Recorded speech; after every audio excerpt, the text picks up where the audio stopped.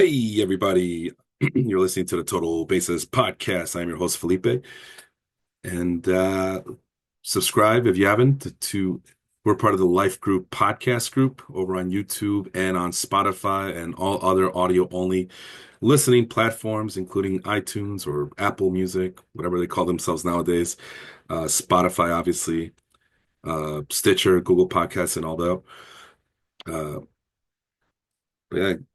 Share, tell a friend, subscribe, like, all that jazz, ring the bell, whatever it takes. Let's have some fun tonight, everybody. As I am doing kind of a waiver wire show, but as you guys know, I do my waiver wire shows a little bit different than most people.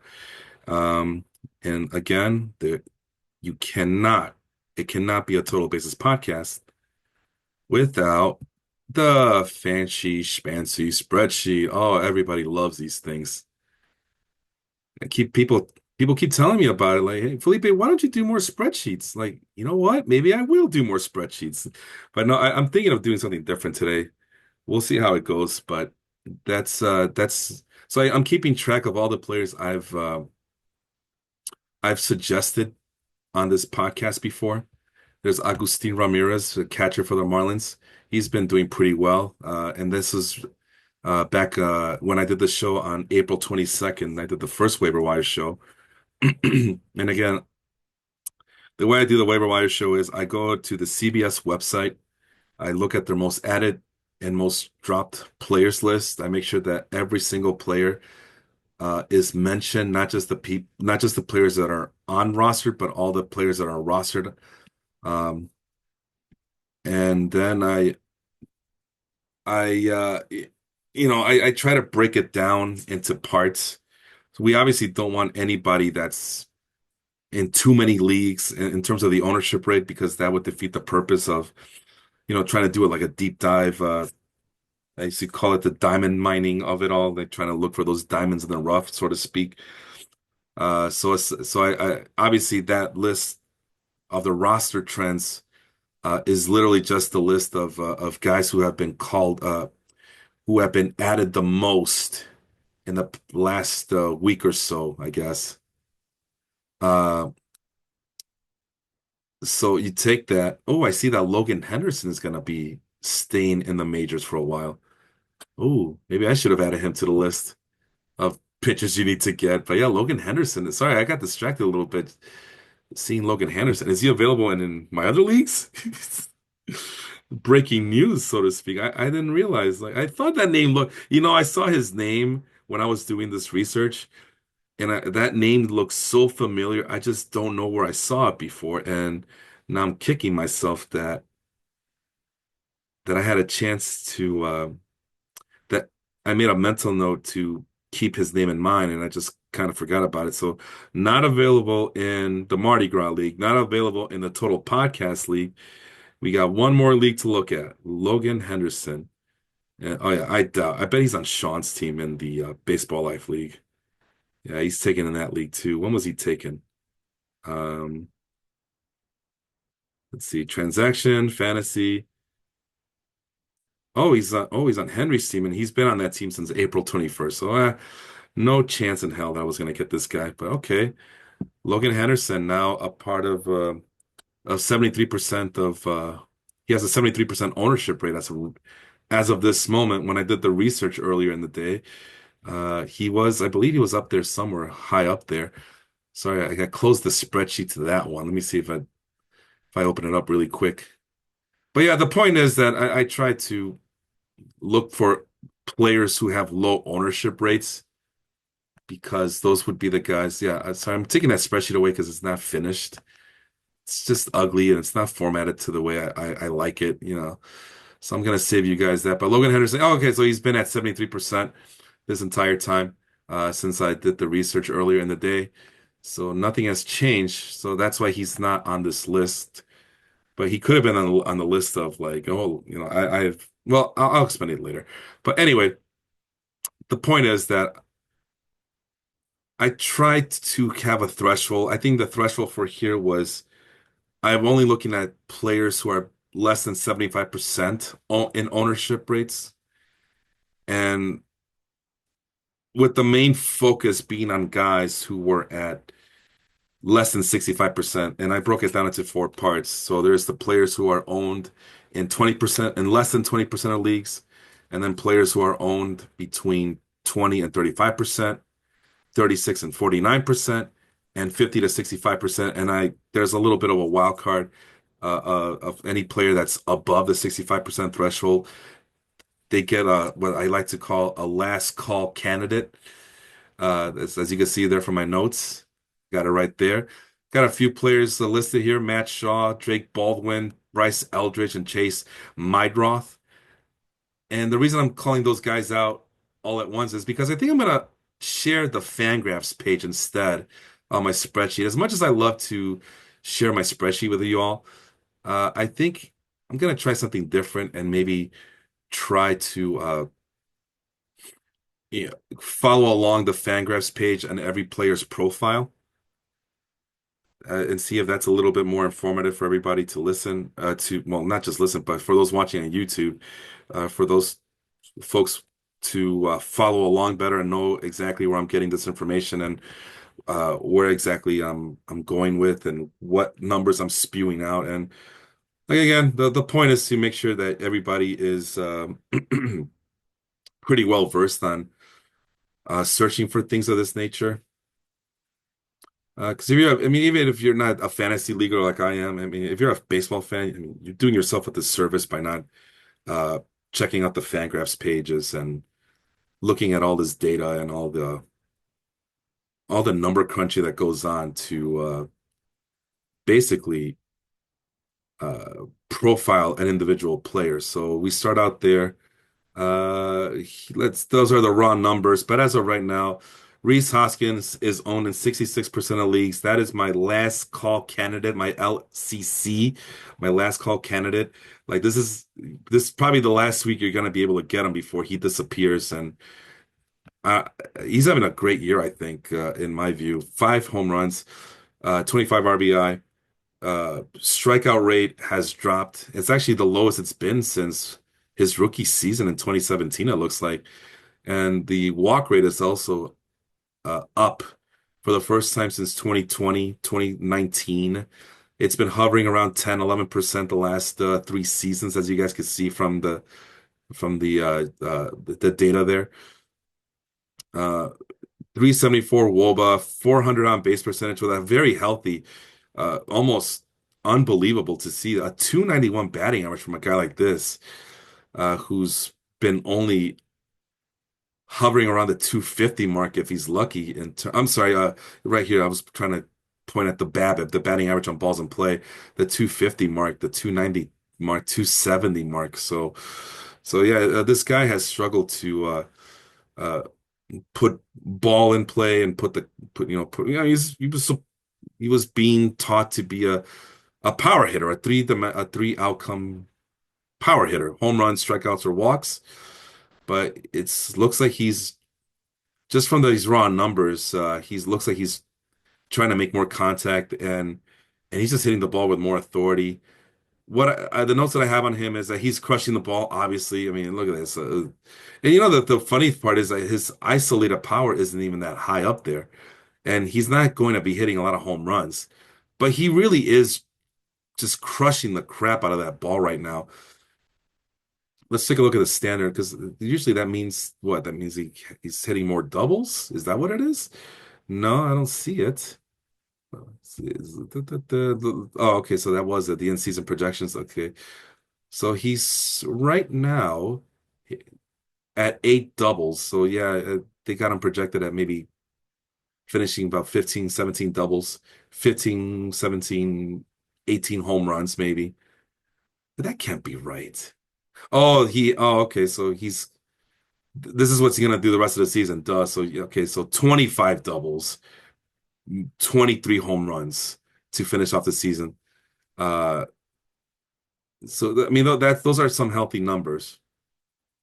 But as I mentioned here, he's being extremely patient. On the other screen, I'm reading my notes here, being extremely patient, even by his standards.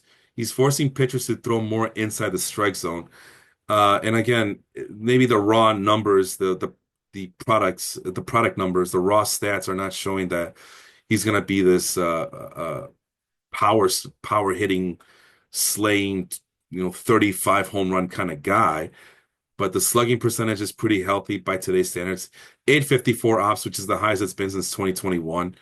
I remember we lost. Oh yeah, we lost he lost the 2023 season because of that knee injury that he suffered during spring training. The highest WRC plus he's had since 2020. Look at the Statcast numbers. Exit velocity is at 90 plus miles an hour for the first time since 2022. And it's actually a career high right now. That's what I mean that he's crushing the ball. 91.4 miles an hour with a barrel rate of 11.3%. My thing is, if it's above 10%, you'll take it. And a 46.2% hard hit rate, which is the highest it's been since 2021. So that's what I mean when I say that he's been crushing the ball now.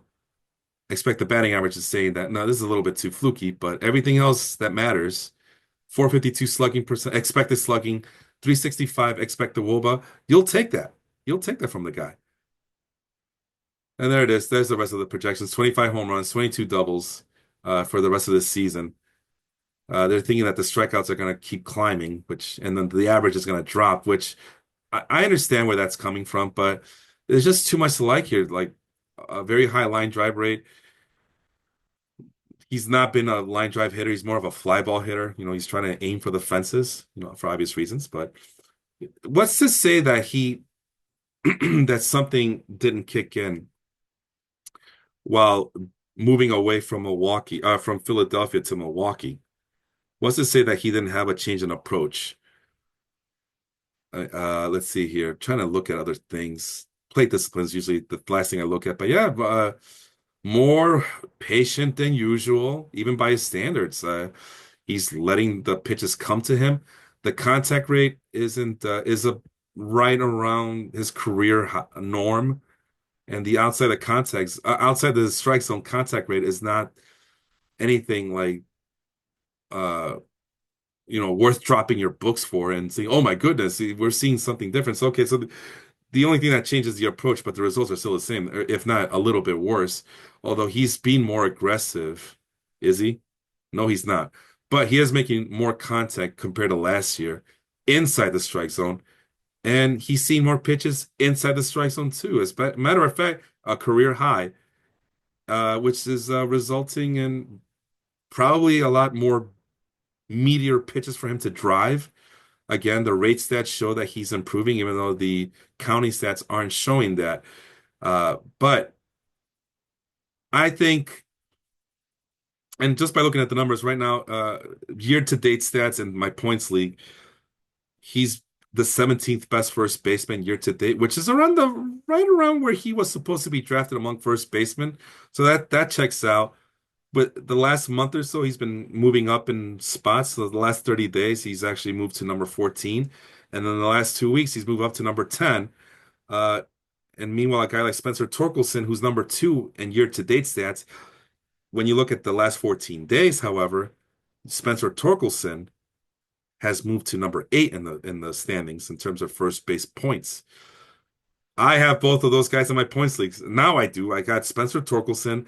I've been noticing a little bit of dip in production, so you got to be mindful of him because he's been kind of struggling since being called up by the Tigers in the last couple of years.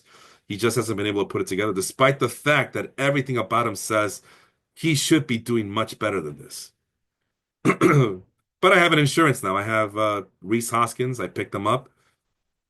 Actually today, just I had to drop Camilo Doval for it, unfortunately, but I want to have that insurance in case the Spencer Torkelson kind of falters and Reese Hoskins, it this becomes like some sort of career year at the age of how old did I say he was? Was it 32, I believe? Sorry, I'm on the other screen. 32 years old. So anyway, I think it's worth getting. He's worth grabbing, especially in deeper leagues where maybe power isn't as available. He's available, what would you say, 44%? Is that a 44%? Sorry, math too hard in my brain. As you guys can hear from my voice, I am going through some allergy issues. I've been taking medications, and slowly but surely I'm feeling better, but not fast enough. 66 plus 34 is 100. So he's still available in 34% of fantasy leagues. So there's still a slight chance that you might find him just there waiting for you to get picked up. But that's my last call candidate. You got to act on him right now and get him if you're looking for that power from a corner infield position before it's too late. All right, so that's my last call candidate. Let's move on. Matt Shaw is next on the line. He is my 30, what was that? My 50 to 65% candidate. He's owned in 56% of leagues. The year-to-date stats are nothing to be bragging about. Excuse me. See, there I go. Hopefully it's nothing that I can't handle here. But let's see. Hopefully that coughing isn't too much for you guys there, so I do apologize for that, but it is what it is.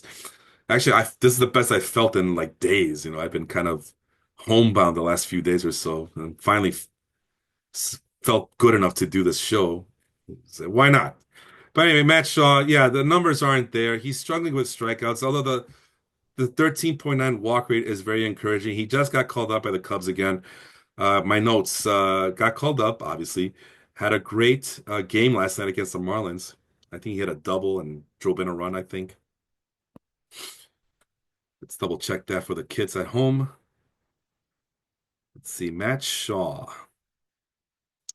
Aside from that, it's just worth monitoring. I mean, the guy has a very good hit tool, and he has potential to be a power speed combination from a corner infield spot. I mean, it's worth stashing away and just or I mean, if your league is not that deep and maybe he's available. I mean, 56%, that's still kind of a coin flip away from being available or not. Uh, it's worth monitoring and keeping an eye on. And sure enough, against the Marlins last night, he went 2 for 4 with a double and drove in a run and stole a base. I mean, come on. This might be the start of something beautiful here. How's Cam Smith doing? We haven't heard from him in a while.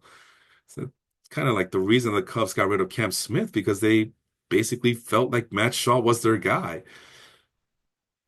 But everything in the minors, there's really nothing for him to prove in the minors anymore. I don't think, let's see, unless he's left-handed. No, he's right-handed.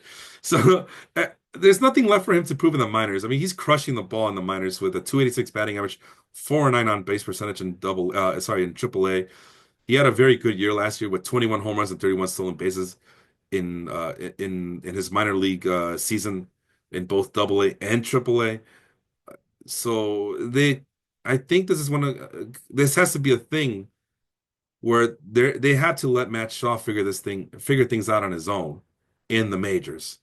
So really nothing standing out right now that shows that he has anything going. But this is what's encouraging. He's still projected to finish with 16 home runs and 18 stolen bases. And the strikeouts should drop. What I say they were now? They were at 26.4% currently. 21.21.5%. You'll take that. And along with a 320 on base percentage. Excuse me, from a guy who started out the season very slowly. Yeah, I think this is someone, if you need a corner infielder or you need stolen bases, this is someone you got to keep track of, unfortunately. Or not unfortunately, but yeah, you got to be savvy about these things. And yeah, the ground ball rate, I mean, usually we don't want to see a higher ground ball rate. We want to see something evened up or maybe a higher line drive percentage. But if he's as fast as his stolen base potential leads us to believe, then yeah, this is definitely a guy that you don't mind seeing more ground balls than not. Let's see. Oh, there's a problem. He likes to chase sliders, apparently. It's okay. A guy with a decent hit tool, you'll take it from that because I guess the belief is that he will be able to make contact more often than not. So what does the Statcast number say so far in his 2025 campaign? 88.6 miles an hour. So he doesn't hit the ball with authority. He didn't hit the ball with authority while he was in AAA. 43.8% hard hit rate. That's pretty healthy, all things considered, I think. So, but the thing to like, sorry, I got something stuck in my throat. I'm fighting the cough here, guys. All right, hold on. Maybe if I mute myself.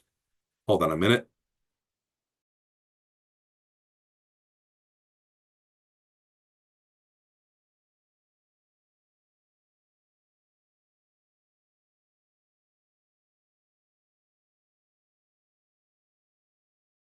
All right, I do apologize for that. Hopefully that fixed the issues there. But last thing I was gonna talk about, yeah, he's pretty patient, 29.8%.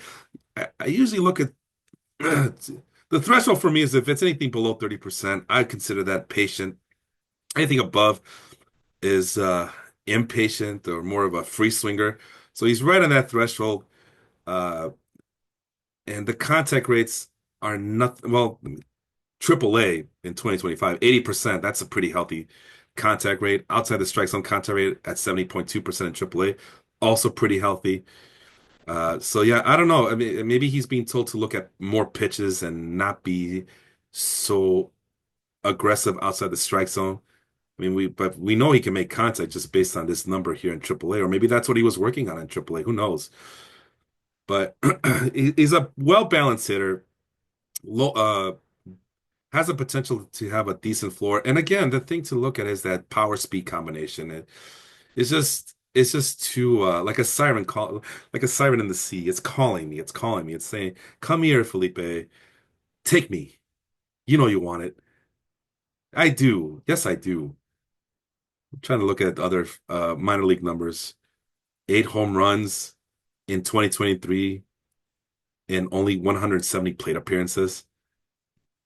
15, I mean, that's basically a 15-30 full season campaign right there. So that's the potential. He's still available. So get him while the iron is still hot. We move on to the next guy, Drake Baldwin. There he is. While that loads up, Drake Baldwin on the other screen. He's a catcher for the Atlanta Braves. I was very high on him. I made sure to draft him in both of my two catcher leagues, and I basically punted my catching position because of Drake Baldwin. Oh man, this guy is supposed to be a very good hitter. And he's gonna start the year as a starting catcher because Sean Murphy's hurt. 55 future values, you guys can see the number 12 prospect in terms of the Fangraphs 100. Potentially high hit tool with some latent power involved. Excuse me. Baldwin is stocky, physical catcher with impressive opposite field power and field to hit as well. He's a projects as an above average regular. I mean, what's there's a lot to like there. He has an ownership rate of 38%. So yeah, there's he should be available. I mean, 38%. Unless you're in a league with me, then he's not available. But I drafted him. He got out to a bad start. I dropped him in both my leagues, and I believe I have him back in both of my leagues now. Um, so I'm happy about that. And the thing to like is that even in part-time duty, he's still, it's hard to believe because he got off to such a horrendous start to start the season. But yeah, 357 batting average, 400 on base, 426 WOBA in part-time duty. I mean, look at the StatCast numbers. 93.5 miles an hour exit velocity, 12.9% barrel rate with a 61.4% hard hit rate.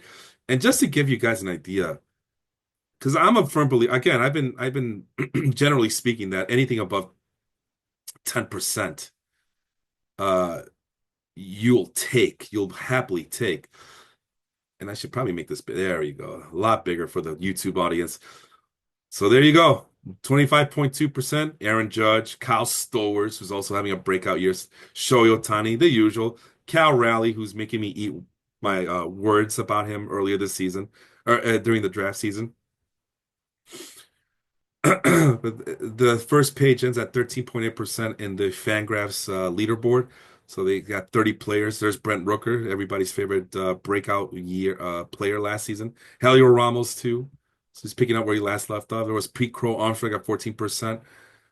So the Manny Machado at 11.1%. He's ranked number 60th overall in this uh in this leaderboard. Let's move on to the next page. Jackson Holiday at 9.2. So there's 165 players ranked. Anthony Volpe is at 10%, ranked number 78. And let's see if I know how to do this right. But yeah, math for a guy who likes his numbers, math calculations are not my strong suit. But we know that the at 10% or 78 players are ranked above 10%. There's 165 players on this list. So about 50%, right? That's about half of this leaderboard has a barrel rate above 10%. So therefore, I say what I say, that anything above 10% you will gladly take. And I believe if I did this right, that is 52. Yeah, Anthony Volpe at ranked number 78th overall in barrel rate puts him above at the 52nd percentile. So unless I'm doing it wrong, feel free to correct my work. Again, I took math. I haven't taken a math class in ages, but I believe I did this right. If not, go ahead and correct me. I don't care. Yeah, so 52.7 percentile is anybody who's above 10% at the very least. And not that 9% is nothing. I mean, Jackson Holiday, Gunnar Henderson, I think folks would take that. But then you get to the Jeremy Peñas, the Brendan Donovans, the Jaren Durans. Those are the more slappy hitters. There's Paul Goldschmidt just trying to survive. Although 9% is not too bad for a guy of his stature. There's Gleyber Torres, who's off to a great start himself. And the StatCast numbers say, yeah, this is the real deal. Matter of fact, if he was in a better ballpark, he would be doing a lot better. So there, yeah, look at that. The expected batting average of 295 compared to his 284. So what would be considered like bad? I mean, if I'm stuck with Jeremy Pena, I will be crying too. Josh Naylor, yeah, it's about right, 7.1%. Spencer Steer, yeah. I just saw an article that's read that maybe it's time to kind of drop him. I think he's next on my list of guys in my points league that I would consider dropping. We'll see. William Contreras though at 4.8%. Ooh, yeah, 90.1 exit velocity mile per hour, but that looks like it's a lot of ground balls from him. Let's take a look really quick. I'm getting distracted as always here, but we must get to the bottom of these things. Although I believe he had a high ground ball rate last year too, and was able to get away with stuff. Let me see, stack no ground batted ball data. Oh yeah, so yeah, this time he's not as lucky as he was last year with the ground balls. So same amount of ground balls as last year, but what's the BABIP this season? Where is that BABIP? Magical BABIP. That's not 330. It's above 300, but it's not the 330 that he was getting last season. See, this is why I don't draft catchers early. You saw Adley Rushman somewhere in that leaderboard as well. Uh, I just saw him. I think it was on the previous page 4. There he is, 8.7%, 208 average with a 338 slugging percentage. This 338 slugging percentage. Adley Rushman was everybody's darling at catcher over the last 2 seasons.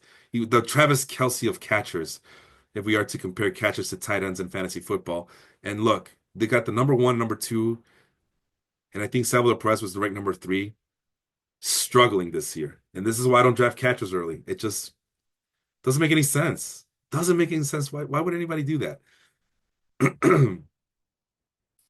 Two players who qualify in this leaderboard. Luis Arias, of course, Luis Arias is up there, and Xavier Edwards, 0%. No barrels as of this recording. It's all contact rate, except that Luis Arias is making things happen, and Edwards is just struggling, and now he's out with a back injury. Nico Horner, yeah, I'm guilty as charged. I got him, but I'll gladly take his hit tool and his high contact rates as long as it produces. Stephen Kwan at 2.4%. So just because, I mean, look at Mookie Betts at 3.9%. But again, the point is just because you have you're not making a high amount of barrel rates doesn't mean you're a bad player per se, but you would gladly take the above 10% barrel rate than not. That's all I was trying to say there. Anyway, let's go back to Drake Baldwin, who's really crushing the crap out of the ball right now. He's keeping his strikeouts in check. I mean, a lot of the stuff, the play discipline that he showcased in the minors is streamlining to the majors. And now the reports are suggesting that he's going to be not just doing a 50-50 split with Sean Murphy, but he might just take over completely. And for those looking desperately for catchers, or maybe you do have an Atlee Rushman, or a William Contreras or a Salvador Perez, this is the guy to get. You need to get Drake Baldwin, or at least keep an eye on him, or stash him, do something. If you have the depth, if you have this roster spots, I mean, obviously you got to double check and make sure that this is someone that this is a luxury you can afford to have. But obviously at 38%, this is more of a speculative pick, but you owe yourself a favor and get the best catcher available. And this guy might be it right here. And there was other catchers. Edgar Carroll's available. I saw his name show up as well. Let me see. Looking at the other screen, what other catchers were available in the most added list? How do I do this? Oh, let's see here. It's a space catcher?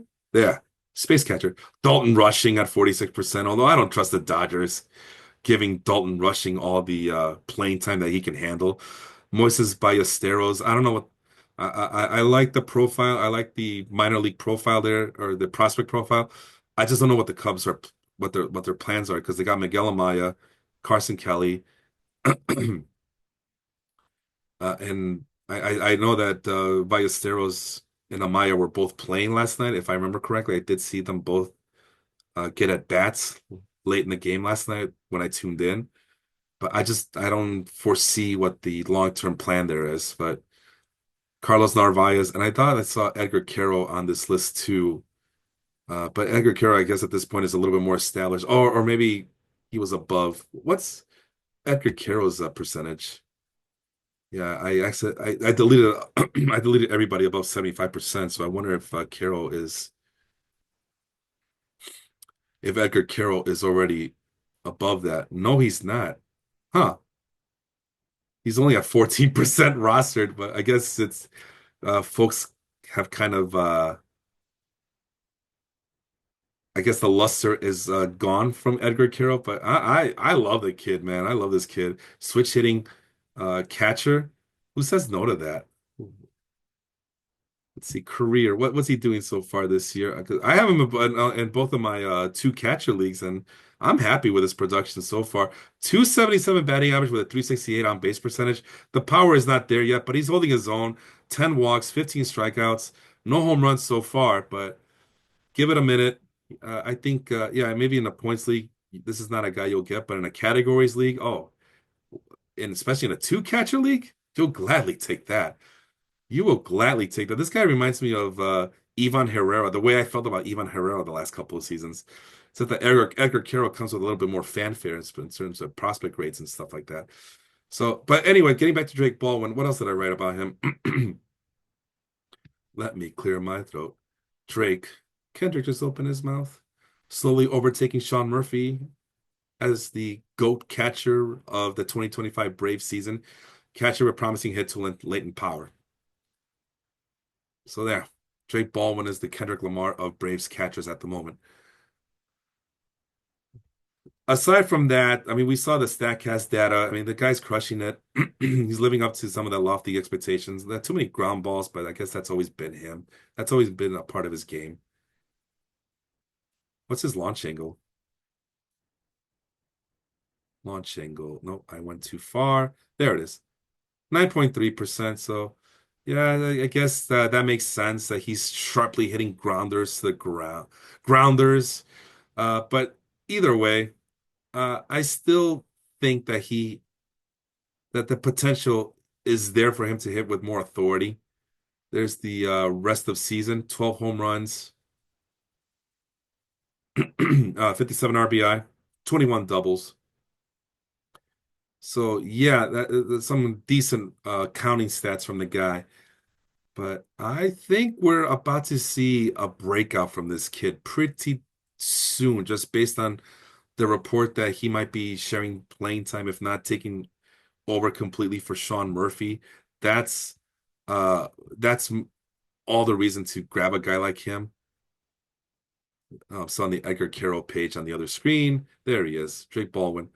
The rookie catcher has been scorching at the plate of late. Over his last 4 games, he's batting a sizzling 625 batting average with 2 home runs. Let's see. His performance has led to Baldwin moving into a timeshare with Sean Murphy behind the plate as the pair alternates starts for Atlanta's past 8 games.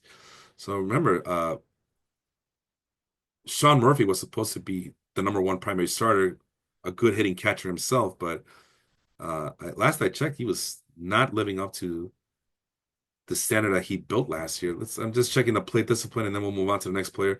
Yeah, a little bit on the aggressive side, but that's okay. Makes plenty of contact, both overall and especially most importantly for my sake, outside the strike zone. Contact at 72.2% from a guy like him. You'll gladly take that. Gladly take that. So that's Drake Baldwin. Go get him before Kendrick takes him. Price, yeah, I had to make a couple of Kendrick and Drake jokes there. I can't help myself. The next guy on the list is a guy who's not in the majors. He's actually in Double A, so it's gonna be a controversial pick. But of all the players in the 20 to 35% ownership rates, he's at 22%, and he's the most intriguing. I like his game. Bryce Ulrich, left-handed bat, 6'7", 240. You guys, I'm a sucker for those physical attributes, man. I love Aaron Judge when he was coming up for the Yankees. I honestly thought that as long as even when they were quote unquote rebuilding the Yankees were, I always thought back in 2016, 17, 18, 19 that if Aaron Judge is on that team, you're not rebuilding, man. You're ready to go. And so far, a couple of MVP caliber years and where he's the most dominant hitter. With all due respect to Shohei Ohtani, but Aaron Judge is just. I mean, I guess they're both at the same level, but Aaron Judge is just like on another. I don't know. I don't want to insult the Shohei people. I just think that highly of Aaron Judge. So, but yeah, if you gun to my head, Aaron Judge all the way through, even with Shohei Ohtani's stolen base potential, it's just he's just so damn powerful. It's just he's just a force of nature. Not that Shohei is not, but yeah, I would rather take Aaron Judge. And I thought highly of James Wood. You know, I think I called him the left-handed version of Aaron Judge. Well, Eldridge, it might be the left-handed version of Aaron Judge at first base. And people will say, well, why not Richie Sexton? I think this guy has the potential to be more than just a Richie Sexton type of player. Uh, as you guys can see from the Fangraphs page, Eldridge is an enormous power hitting first base prospect whose swing is already geared to get to this tremendous raw thunder. Raw thunder. I believe he was hurt last year, and that's why he's back in Double A as they're moving him slowly. I thought I saw something about that. I think it was a wrist injury. Might as well double check. We have all the time in the world. What's the rush? But guys, enjoy it. Like 23 home runs, and chipped in 6 stolen bases. Very Aaron Judge-like, if I do say so myself. Let's see, Eldridge. It's also oops, that's Bryce Elder. I just looked up. My bad. No, Eldridge. Isn't that a Phil K. Dick book too? The three stigmata of Palmer Eldridge? Or was that Eldritch? Either way. The three outcomes of Bryce Eldridge. A science fiction novel by Phil K. Dick. Anyway, last year he was able to control his strikeouts, although once he got to AAA, they ballooned up to 31.4%, which that's expected. He's only 19 years old, 20 years old now in Double A, but he was a guy who was being fast-tracked last year He was being moved up very quickly. I mean, he got up to AAA at 19 years old. So that leads me to believe that the Giants think that they, they might be thinking of calling him up to the majors later this year. If that's the case, you want to be on board that train. I mean, have the best power hitting, one of the better hitting power hitting prospects in the minors, in prospect lists.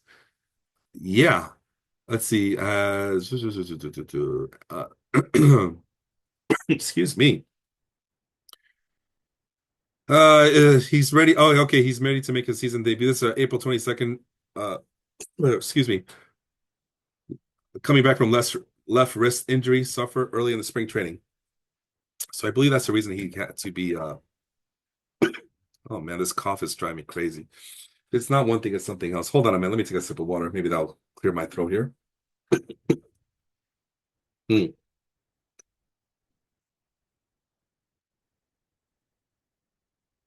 All right. If I cough, maybe I'll just end the show early. If I keep coughing, I should say.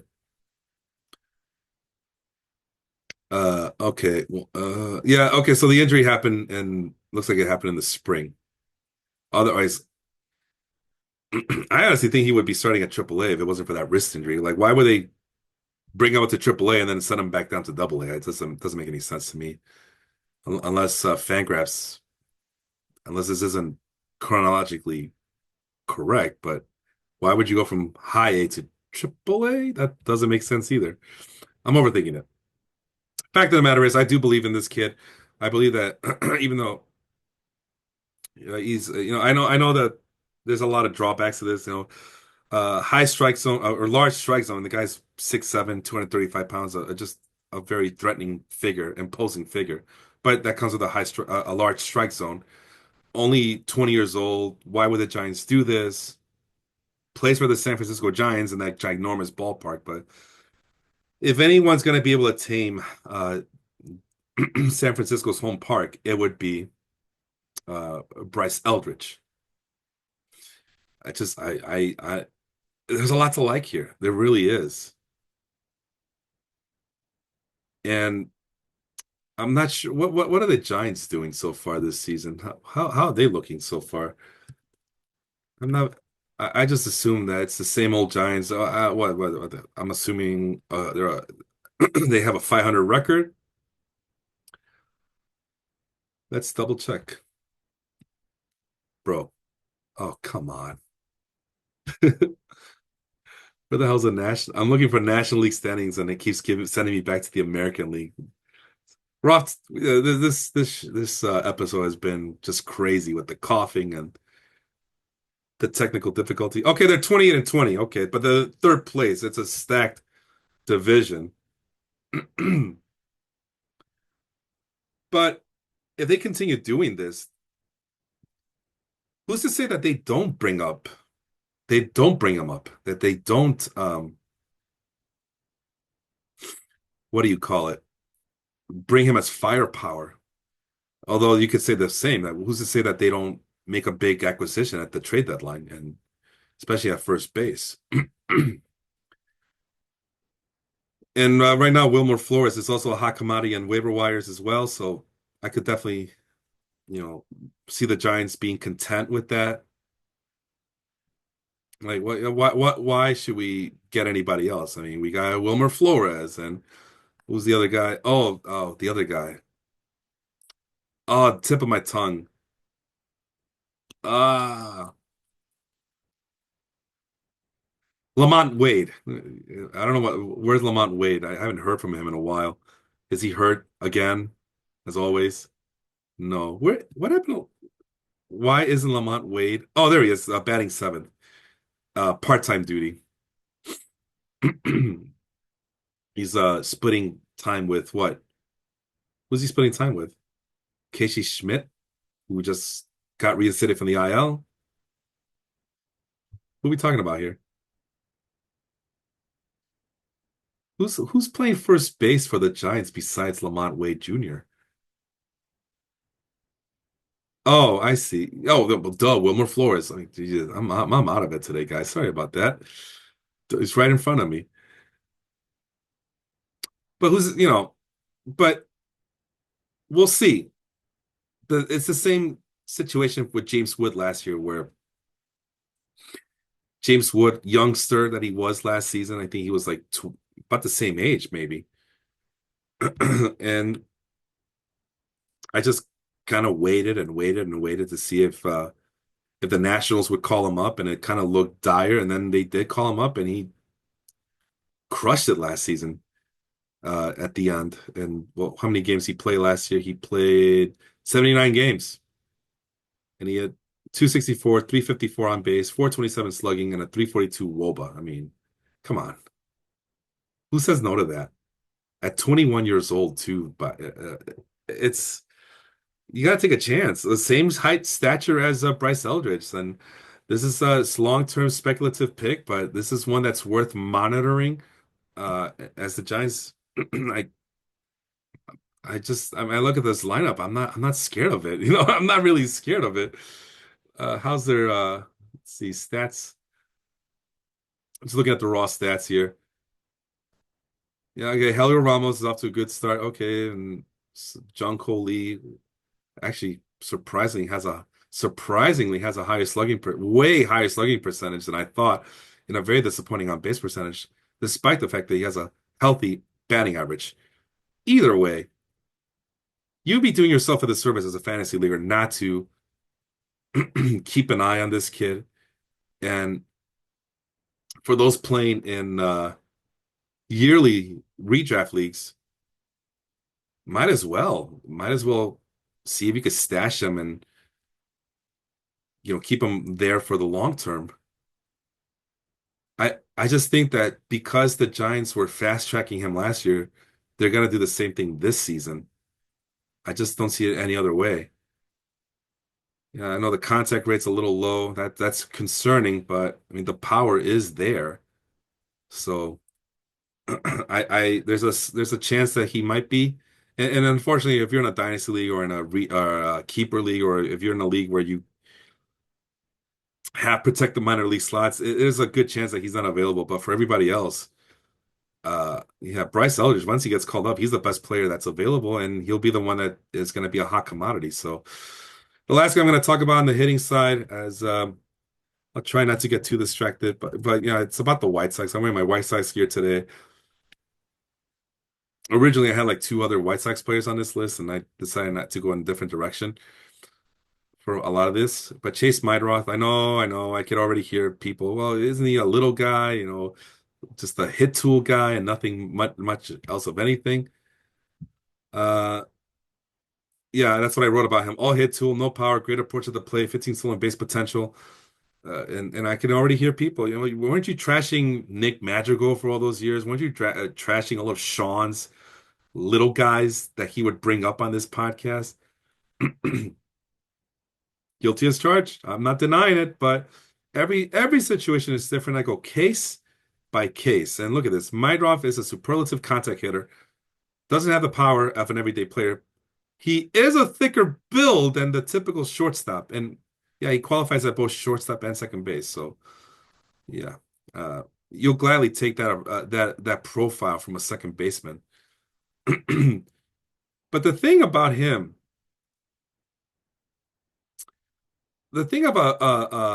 Nick Madrigal that I used to dislike is that people would talk about him as Jose Altuve. Like they would speak so highly of him, and I just didn't see it. I didn't see it. I didn't understand where all this talk about him one day becoming a 2020 guy, 25-25 guy. And I get it. I mean, he did show a lot of promise in the minors. I just saw a little guy who had a very high hit tool, and that's it. I didn't see anything special about him. Even the speed, I wasn't impressed with his speed. I mean, looking back, maybe I was wrong about that, but it doesn't matter now. I mean, he can't stay healthy, so we'll never know. But he didn't live up to those lofty expectations. So in that regard, I was right. I was right to doubt him. I mean, he was fragile. I'm wondering if a lot of it had to do with his physical tools. But Chase Meidroth, at the very least, I could say, at the very least, with Chase Meidroth of the Chicago White Sox, I can honestly say that the expectations are more tempered this time around. Let me try this tea for a little bit here. Mm. Yeah, that's pretty good. But I love the approach, love the stolen base potential. You know, he might give you 15-15 one of these days. Right now, one home run and 96 plate appearances. Actually, I'm more of an at bat guy, ironically enough. So what is that? Yeah, yeah, that's one home run every 84 at bats. No matter how you slice it, that's not good. And very low ISO. I usually trash those guys, but I'm gonna be more forgiving I'm gonna be a little bit more forgiving for a middle infielder. He's still posting a good batting average, a really good on base percentage, 334 WOBA. You'll take that. What do the rest of the season numbers look like? 18 doubles, 7 home runs, 8 stolen bases from a guy who got called up. Uh, what was it? Last month sometime? Yeah, yeah, I would be happy with it. Oh, he hasn't even been playing a full month's worth of games yet. So I'll gladly take those low numbers. But you know, he's available at both middle infield positions. Obviously, he hits for a lot of ground balls, but he might have the speed to kind of offset those high ground ball rates. Obviously, very low barrel rates, but we just saw Nico Horner with a very low barrel rate, and I'm happy as a clam in my points league to have him. So again, it's not the end all be all to have a high barrel rate or a high hard hit rate. It just depends what you do with that. So if you're going to be a punch and Judy hitter, what are you doing with that? And what Chase Meidroth is doing is that he's hitting for a 286 batting average and taking full advantage of his 338 BABIP batting average on balls in play. And again, it's been proven time and time again that some players have the ability, as you guys can see from his stints in the minors with the Red Sox and well, maybe not so much the White Sox, but definitely with the Red Sox. You know, with the 332 BABIP, 338 in 2023 BABIP, the 332 I mentioned is from 2024. Is that it has been proven that some guys have the ability to hit for a high BABIP, like control their own luck. And maybe Chase Meidroth might be that guy like that. And again, he's second base. You'll gladly take that high on base percentage and the occasional stolen bases. So that's the type of guy that we're talking about here. And again, gotta love the plate discipline. Does not swing at anything outside, rarely swings at anything outside the strike zone. Rarely swings at anything at all. 34.7% is just bananas. And he still is able to generate high contact rate.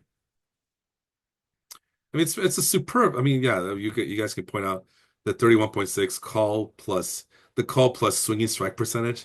That's because he's a very patient hitter. He's not swinging at bad pitches, and if he does, it's in a very rare instance. So there's value in guys like that, even in fantasy, and I think this is a guy. Again, I'm not mentioning these guys, and this is my less than 20% compared to the other players that were there. I really wasn't impressed by any of those guys, and I believe in Chase Meidroth. I believe that he can be a serviceable fantasy second baseman, middle infield type of player, and the stolen bases are a nice touch there as well. Let's move on. Let's move on to starting pitchers then. I didn't go in order in terms of the way um, the way I did with my hitters. So I'm going to be all over the place here. But my less than 20% guy is another giant. There's a lot of Giants players on this list, guys. So please forgive me. But I like what the Giants are doing. I like what the Giants are doing, including having a guy like Carson Whisenhunt, left-handed pitcher, 24 years old. Nothing stands out like fastball slider, pretty average. 50 future value, that's encouraging. The number two prospect for the Giants, a little bit outside the top 100 and the Fangraphs 100 prospect list. But the thing to love about this guy is his changeup, 80-80 grade, very special is what Fangraphs says about his changeup. Excuse me. And right now in AAA, he's crushing it. Yeah, the strikeouts are dropping, but he's doing that as he's also controlling his walks as well. I mean, the walk rate is just minuscule, and it's just a great sight to see compared to what he's done in the past, where he couldn't keep check of his walks. But at least you could say that he came with a lot of strikeouts. Well, this year he's dropping the strikeouts, but he's also dropping the walks, and I'm pretty sure that's something that the Giants are telling him to do more often. Like, hey, let's if you if as long as you can keep those walks in check, we'll be happy. You don't have to blow out anybody outside the water. And that's something I've been noticing is that it seems like maybe in the cases of these guys I'm looking at pitchers, uh, but yeah, it just seems like a lot of teams are kind of wanting their prospects or their minor league players, pitchers, to keep their walks in check and forget the strikeouts. So we'll see if that trend continues. But either way, this guy gets called up. I mean, he pitches from Mammoth Ballpark on a really good team. And pitching is always in dire need, no matter where, no matter how you cut it. The situation is right. He has the capabilities to be a serviceable, if not more than adequate starting pitcher.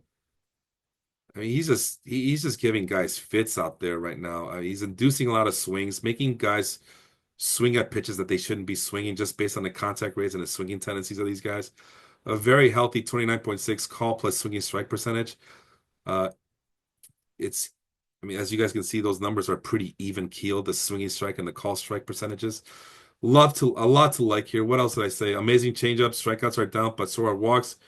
He's been inducing a lot of swings in 2025, and he might just be a guy that will depend on craft, but you will take that from a San Francisco Giants player or a starting pitcher, I should say. All right, let's quickly move on to the next guy. So that was Carson Whisenhunt. Again, a speculative at a guy who's owned in 7% of leagues. That's a long-term speculative pick, especially in redraft leagues. But it's a guy that I would be remiss if I didn't mention him. Chase Burns is the next guy who's currently in Double A. So yeah, I know I could hear you. I can see you guys rolling your eyes at this. Like, bro, I'm in a redraft league. What the hell do I need a minor league player for? Well, when this minor league player is better than a lot of free agent fantasy starting pitchers out there, yeah, you would. I think it's safe to say that you would rather chase the upside than go the ho hum same old retreads of starting pitchers that are out there. Definitely, I would definitely take this over Patrick Corbin. But this is my 20, this guy's owning 26% of leagues. This is my 20 to 35% player. He has a 189 ERA as of this well, the data collecting when I collected the data earlier in the day. 0.95 whip. What did I say about him? The number 2 pick in the 2024 draft has already been promoted to Double A, and he looks to be a guy who's getting fast tracked. High strikeouts with great control. Great control, hitters can't keep up with his 100 mile per hour fastball, as you guys can see. Very good fastball, amazing slider, just a future value of 55. Great breaking pitches. Command is an issue for a guy like him. That's to be expected. Uh, but yeah, it went from high A to Double A, dominating Double A already. Uh, it, it's gonna get to a point where he will have nothing left to prove in Double A. He could get to Triple A, and eventually the Reds are gonna call him up to the majors. It just seems like a guy who's gonna get called up this season to the majors. I mean, 41.4% strikeout rate. That's ridiculous. Maybe they want to see more of a ground ball rate. I mean, he did show that in Double A, but I'm sorry, he showed that in High A. It's a little bit more even keeled in Double A in terms of ground ball to fly ball ratio, but.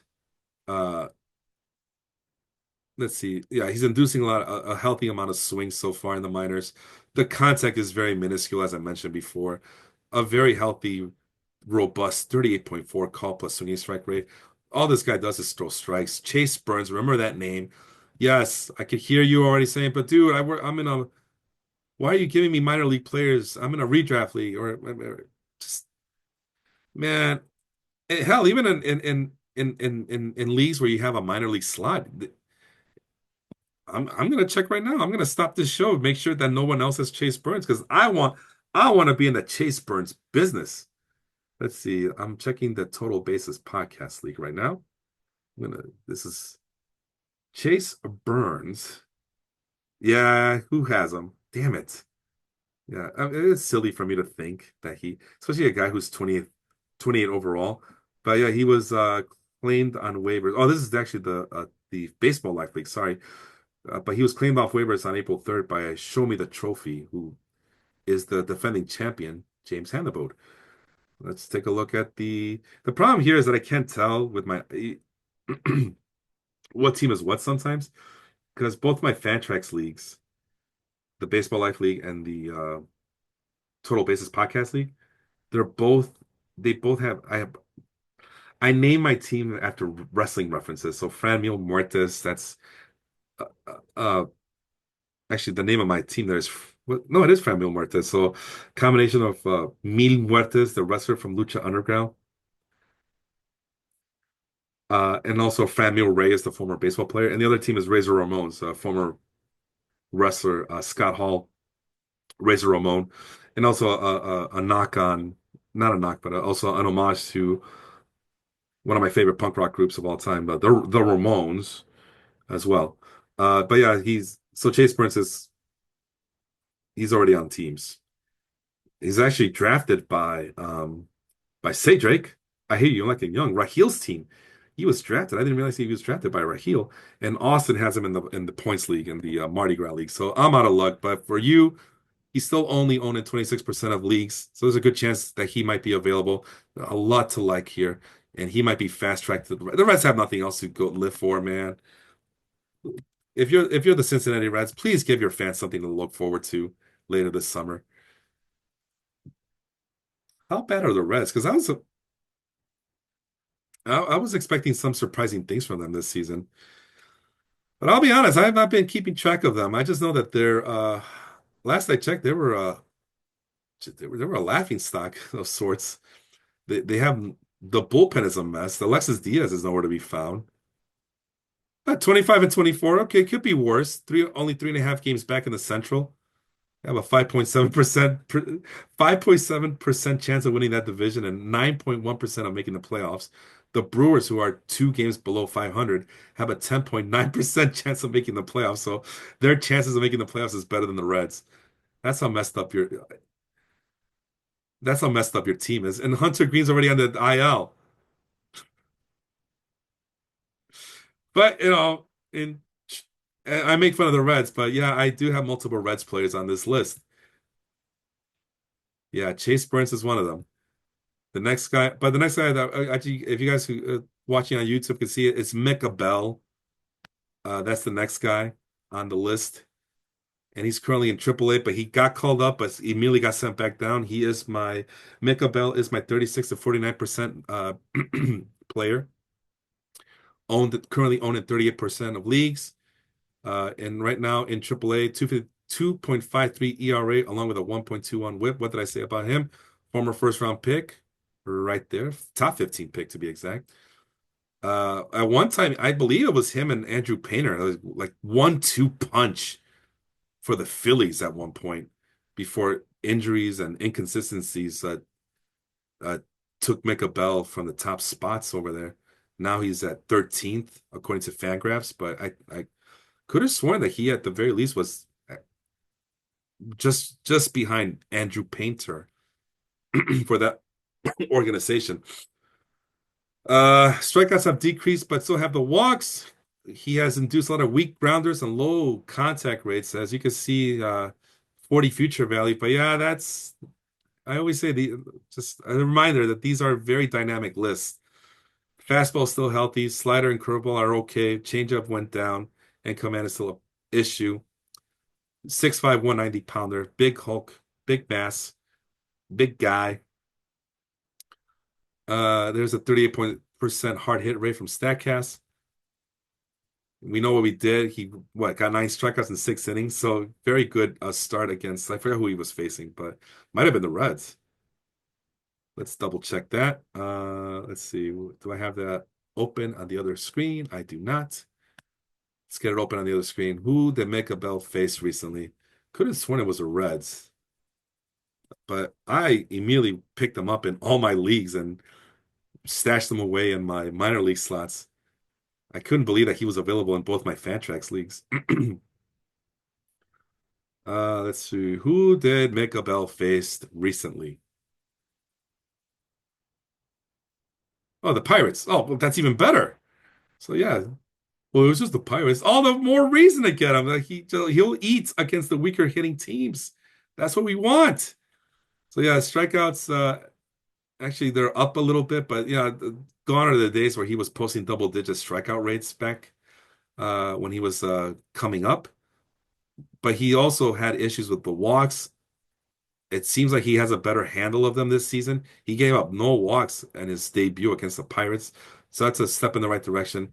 Very decent ground ball rate of 49.2%. Decent peripherals.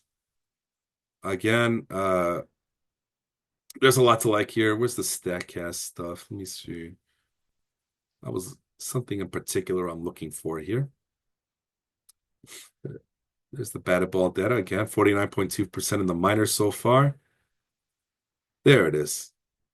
Yeah, 95 per hour, 95 mile per hour fastball. And he couples that with a slider, which must have been devastating to watch. I missed the game. I didn't see it. But if you're the Pirates, I can only imagine how overwhelmed they might have been collectively as a unit. Induces plenty of swings, as I mentioned. Yeah, this year, career high, 48.5% swing percentage. So something's clicking for him in AAA with the Phillies. And the contact rate, oh, look at this, 45.4% outside the strike zone contact rate, 72.9% contact rate overall, healthy 28.7 call plus swinging strike percentage. Ah, stop listening to me. Go get him right now before it's too late. If you have a minor league slot, go get him. Stash him. Save him for a rainy day. He's gonna get called up soon. I mean, I'm sure he's gonna get called up again sooner rather than later. You don't call up a Make a Bell just to permanently permanently leave him in the minors for the rest of the season. Let's move on really quick. My next guy is my LCC, my last call candidate, Mitch Keller. Yes, that Mitch Keller, former highly touted prospect. You know, look at this, 55 future value. Keller broke out in 2016, then stalled in subsequent upper level seasons before adjusting to his repertoire because he added a new slider, which the slider was already at a 66 grade, I guess. Uh, Actually, which I should really say that he added a new slider, and then the Fangraphs folks graded it at a 60/60 grade. He struggled with walks as a rookie, but still projects as a mid-rotation starter, which that's what he is now, and that's okay. You'll gladly take it. And yeah, he's 1-6, but it's not his fault he plays on a crappy team. It's kind of disappointing to see that he wasn't able to live up to some of that strikeout potential that he showed when he first got called up.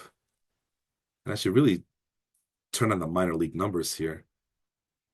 But yeah, there was some, look at that, 15.75.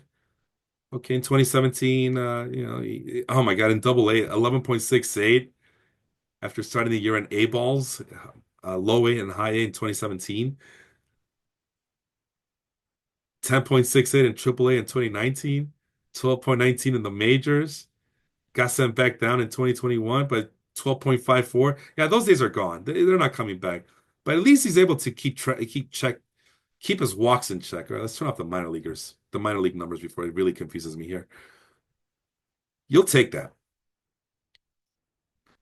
especially if the pitching matchup is right. He's a two-start pitcher, so yeah, I guess that would have been.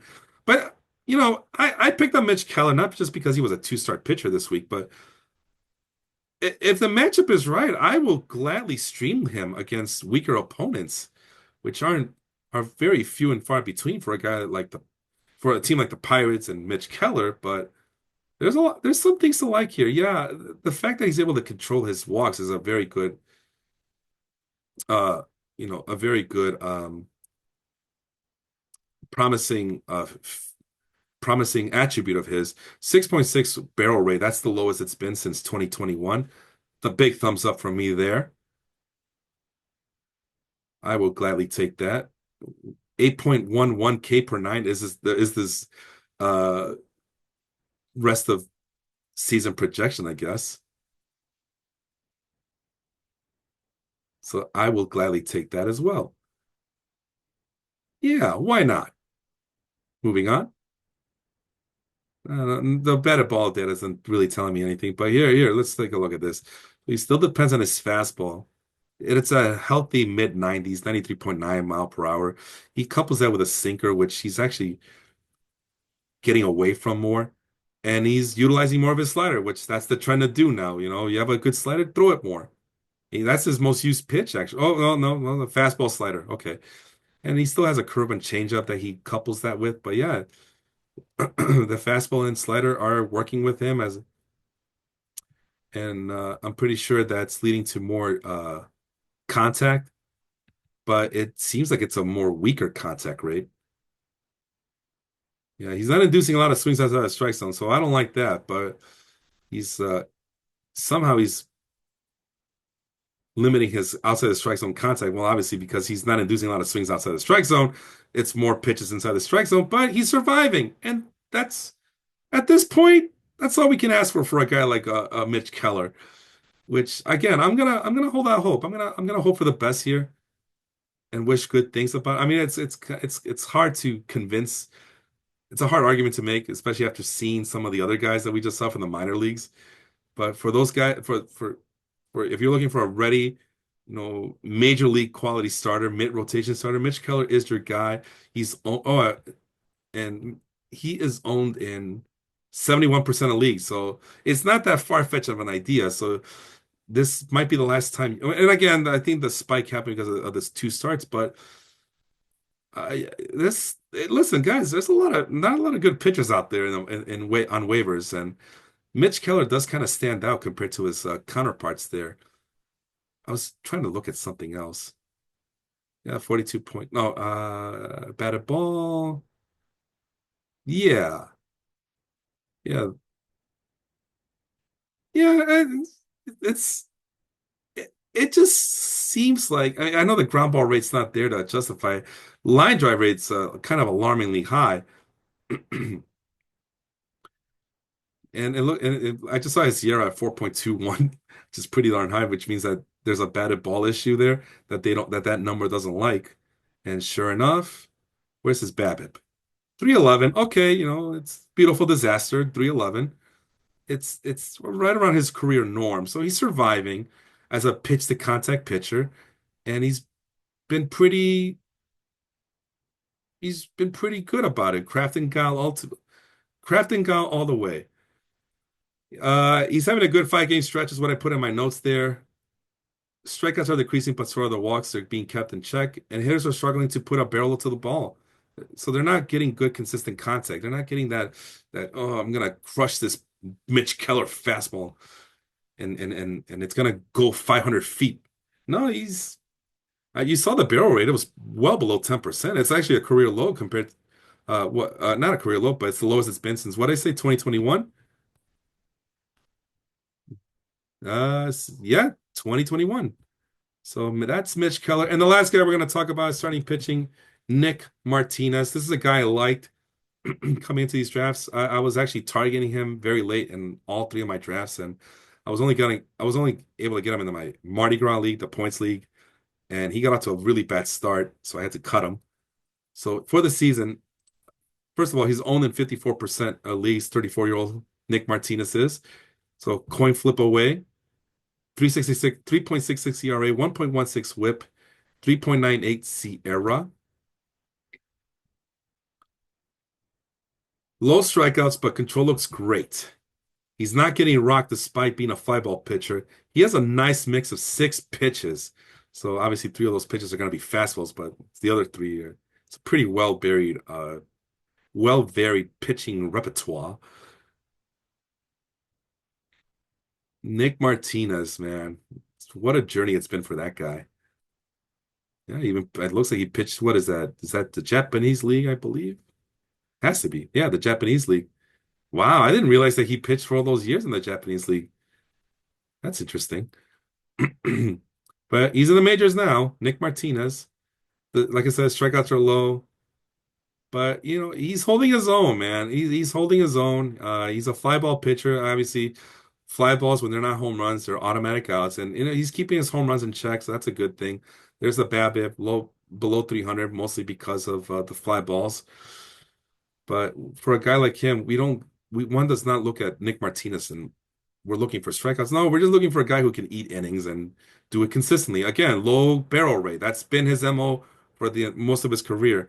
When did he start being a primary starting pitcher? Well, it's hard for him because, yeah, he's been utilized both in and out of the bullpen. But the fact that he's still maintaining a low barrel rate, I mean, I just uh, applauded Mitch Keller for having a low barrel rate. 6.4% for Nick Martinez, 33.8% hard hit rate. You'll gladly take that, especially pitching in Cincinnati for most of his games. Yeah, I told you the two Reds players already. Yeah, they do pull the ball out on this guy, but it's fine. He's surviving. He's holding his own. Craft and guile. I mean, I'm thinking outside the box. Not everybody can throw 99 miles an hour and blow everybody away and give you a lofty 10 strikeout per nine innings. But I did mention some minor leaguers that might be able to do that. Chase Burns, Micah Bell. Let's see. I mentioned the nice mix there. There's the four seamer, low 90s fastball, but he just mixes as well. There's a four seamer, there's a cutter that he utilizes a lot, the sinker that he utilizes a lot, and then he couples that with a slider and curveball. And the changeup is the second most used pitch here. So I mean, can you imagine facing a guy like Nick Martinez and you don't know where the hell this ball's going? I mean, there's just movement everywhere because there's a four seamer that goes straight to you, and then there's a cutter that he likes to use that is a little bit slower and then still cuts away from a right-handed hitter. And oh yeah, and I also have a sinker that I throw just as much as the fastball, but it looks like my fastball, except that it goes in on the right-handed pitcher, right-handed hitter. And then to top it off, I kind of use my slider and curveball about the same amount of time, and they probably have the same amount of break. And yeah, do I have that? No, do I have that information here? No, I do not. Unless it's over here, it is not there. Guess I could look at the pitch type splits or something like that. But no, I already taken up a lot of your people's time today. But yeah, oh, screw it. Let's just take a look. Why not? All right, how do we do this? Player stats, pitching. Now I'm curious. And of course, the changeup is the second most used pitch that Nick Martinez utilizes here. What are we doing here? I guess it doesn't matter. Well, yeah, let's make sure. No, that's not what I wanted. I wanted this one. Sorry, I'm so used to doing it on my phone that when I do it on my laptop, everything looks so darn different. Custom players, yes. Nick Martinez. There he is. Not Nick Martini. Didn't realize he was still in the league. We update that sucker. Look at the pitch level data, StatCast, and I mean, no, we don't need the velocity. We need the horizontal movement. So the slider. Let's see if I have this right. Yeah, everything. Okay, slider goes in on the right-handed pitcher, and then the curveball, which is maybe 4 miles per hour slower, goes slightly outside that middle plane to the outside of the right-handed pitcher or right-handed hitter. Sorry, I keep doing that. I don't know why. What does that look vertically? Oh wow. So the slider kind of stays in the middle, and then the curveball, since they kind of have the same, I guess they're on the same plane, and it just kind of breaks almost 10 inches down. The curveball does. So they kind of have like the same starting point, I guess. I'm trying to explain it as best I can. I mean, between the negative zero point 0.3 and the zero point 0.7, um, like they start out kind of at the same level, and then the slider just kind of slightly goes in, and the curveball goes slightly outside before it starts dipping down. And the slider also dips, but not too much. But yeah, if you're a hitter and you see like pitches kind of starting at the same, almost at the same place, breaking almost at the same angle, and then at the last minute, it kind of the curveball just kind of dips way away. Yeah, you're a hitter. You don't know what the hell's coming your way. They're both almost the same. They're slower than the fastball. So is that the curveball? Is that the slider? Uh, okay, I'm gonna guess it's a slider. And then the curveball, it's really the curveball, and it breaks away. Okay, I learned my lesson. It's the curveball. So okay, it's the curveball. I'm for sure this time I'm gonna look away, and it's really the slider, and your knees buckle, and it's inside the strikes. Yeah, it's right inside the inside quadrant of the strike zone, and you look like what the hell's going on? If you're a hitter, you don't know what the hell's going on. You're being fooled. And I mentioned the fastballs they mostly stay to the inside of the right-handed hitter, so that's what makes that changeup look so that's I think that's why he uses it so much is that he establishes everything with those fastballs, the sinker inside, the fastball, the four-seamer inside. By the time he gets to the changeup, and it's in the same, probably the same plane, but it's moving slower. But you're thinking, oh, is that the sinker? Oh man, I gotta get ready to swing at it, and you swing it, and it's too early, and there goes a changeup, breaking at the same horizontal movement.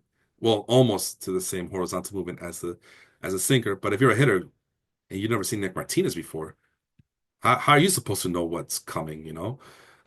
Yeah, so maybe not the same. They don't break vertically the same, but it's enough where, well, it's about 5 inches, 5 inch difference between the sinker and the changeup. But yeah, same thing. Here comes the sinker, here comes the changeup, and the changeup keeps breaking towards the inside, and the sinker breaks to the inside, but it stays high. So it's like sinker goes up, the changeup goes down. And if you're a hitter, they kind of look the same until the very last minute, and you don't know what to make of it. And that's the art of pitching, the craft and guile that people look for. Yes, I mock the people, the high contact guys, the pitch to contact pitchers, but when it works, it works. And not to say that I still would prefer the higher strikeouts, but listen, man, there's something off about pitching, man. Like I've been saying this for years now. Starting pitching, we're going through some epidemic with starting pitchers because they're not being developed like in years past. The strikeouts, well, the injuries are another thing as well. But I've noticed even right now, I'm looking at just pitchers off waivers, they all have very poor qualities. You know, like why even if you're like trying to stream pitchers, like why would you get a mediocre pitcher who's just going to be pitching a contact and can't get you any strikeouts? Well, between guys like Mitch Keller and Nick Martinez, who also don't get you many strikeouts, but they do have impeccable control of their walks, and they force guys, hitters, to make enough weak contact where it just it just works for them because they have such great well, Mitch Keller aside, because we saw that it was just fastball and slider. But for a guy like Nick Martinez, who has this wide array of pitches, yeah, if you're a hitter, you don't know what the hell's coming. You don't know what to make of it, and it results in this very weak contact. And yeah, if you're gonna be a pitch to contact pitcher, you gotta make sure show me that you can make weak contact. You're forcing weak contact against major league hitters because if you're not, like I said before in the Baseball Life League, yeah, those pitches are going to go 500 feet into the stands. Exaggeration, but either way, you guys get the message. Let's finish up with the relief pitchers, and this should be fast. I mean, relief pitchers, you either got them in Colds leagues or you have them in you either want them for holds or you want them for saves. And we started with Cole Sands, who's available in 3% of leagues. I actually was looking at him in my two holds leagues, but I went in a different direction eventually. But Cole Sands, I just want to point out, yeah, he's off to a pretty good. Well, I mean, yeah, this is a very low number. This is Nick Martinez-esque, but if you Nick Martinez was a relief pitcher, this is what Cole he would be Cole Sands, I guess, is what I'm trying to say. But yeah, in the month of May, uh, he's been inducing a 52% ground ball rate with an average exit velocity of 80 miles an hour. Again, that weak contact rate. So yeah, if you those I know there's a lot to be said about guys who give up a lot of ground balls. I don't buy too much into it because of the fact that yeah, low BABIP. This is a little too fluky, the 226 low BABIP here. But if you do it, there is a thing about if you do it consistently time after time at above a 50, 60, somewhere around 50, 60%, and if they're weak grounders, and you have very good fielders behind you that can get to every ball, then that's going to bode well for these pitchers. So yeah, if you're gonna be a relief pitcher who doesn't get a lot of strikeouts, this is the alternative. It's like, okay, what can you at least do this? Can you at least induce a lot of weak grounders? And so far in the month of May, as I mentioned, Cole Sands has been that guy. And not just that, but he's being utilized in a lot of high leverage situations where he's getting both saves and holds. So right now, how many holds does he have? Five holds, well, two blown saves. That's not going to look good. But when I checked in the month of May, he had two saves and three holds. So you're getting the best of both worlds. That's if you need to utilize relief pitchers, you kind of gotta like that. You kind of have to like the idea that you can get both saves and holds from a cold Sands. And their 9.3 barrel rate, again, if 10% or above is good for a hitter, I would assume that 10% or below is pretty good for a pitcher. I would double check that number, but I'm running out of time here. I want to get going, and we'll give you some of your time back as well. So thank you so much for listening. For those who have uh, endured this one with me, I can't help myself. I rather give out more information than less information. Give everybody all the info they need to make a astute decision to their fantasy leagues. And the voice is off, the coughing is there. I'm gonna take another sip of tea. Hopefully, it's the last one. Mm. Oh yeah, that hits the spot. Excuse me. And you guys can see the pitch usage. Fastball cutter is his go-to. Yeah, but this fastball he utilizes just as much. And what I think that's a splitter. Yes, it is. So again, another guy, Guyland Craft, fastball cutter splitter and a sinker to boot. And the very rare curveball. Like he's all but abandoned the curveball. He's doing the Martin Perez thing, except that it's working out for him very well so far in the month of May for Cole Sands to just go out there and just rely on just fastball movement. And again, I'm gonna keep it moving because I'll be here all night breaking down pitches.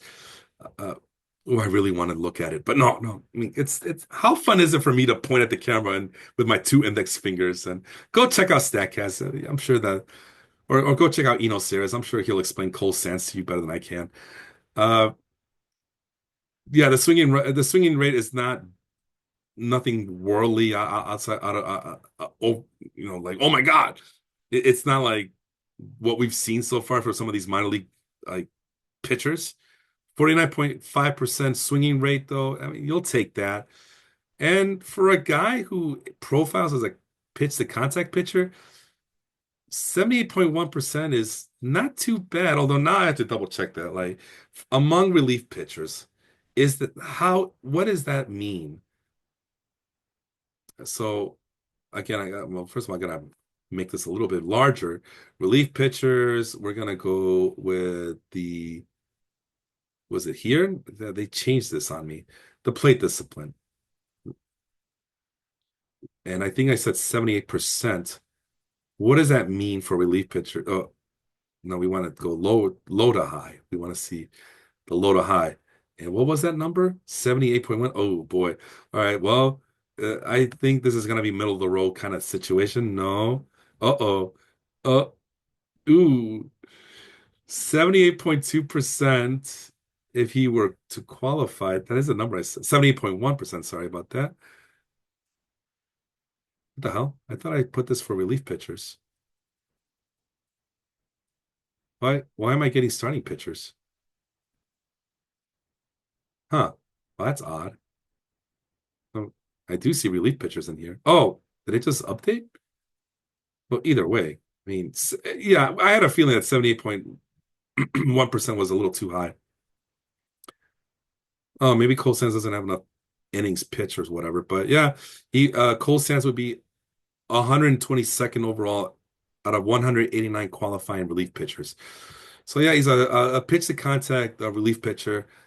We've seen that work before, but in this modern age, we'd rather see guys who could throw a lot of high velocity, high yield slice strikeouts. So maybe this is a tough sell for guys listening. But I was considering just for the simple fact that he was eating up innings, getting out, getting outs, and again for the month of May, getting both saves and holds. He's only owned in 3% of leagues, so obvious. I think he would be available even in leagues where relief pitchers uh, are a necessity and a requirement, and especially in holds leagues. I think he would be available.